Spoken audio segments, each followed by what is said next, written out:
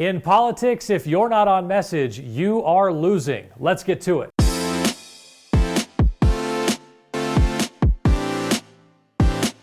Welcome to On Message, a weekly look at where the battle lines are drawn and who is winning the war of words. This week, clarity is king.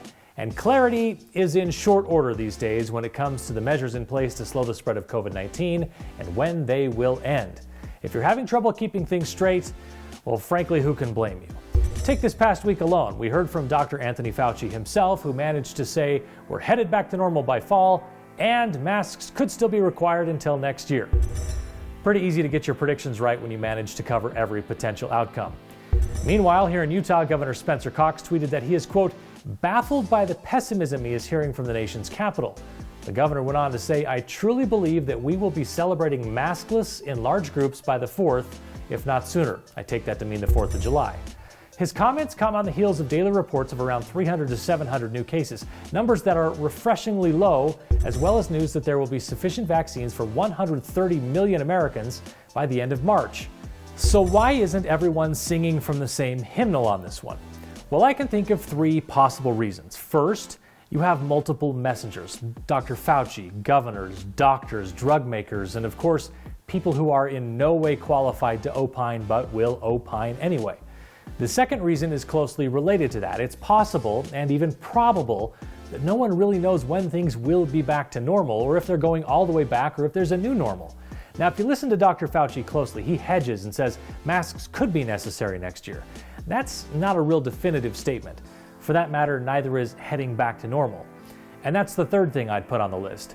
We all have built-in biases that impact how we react to the message.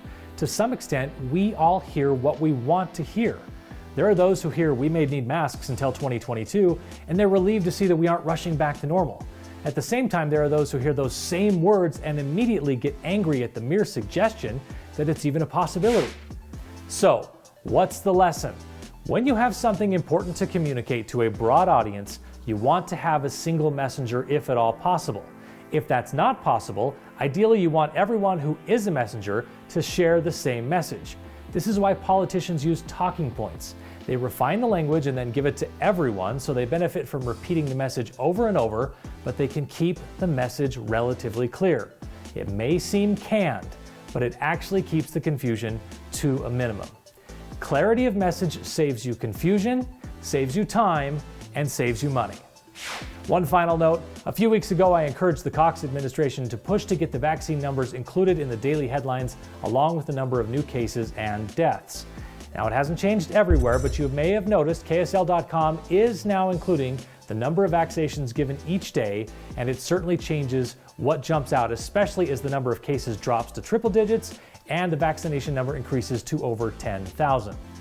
That's it for this week. More On Message in the next issue of the Utah Political Underground. Don't forget to like this video and subscribe to our new YouTube channel. And if you haven't already, you should subscribe to our Utah Political Underground email so you get each issue delivered directly to your inbox each week.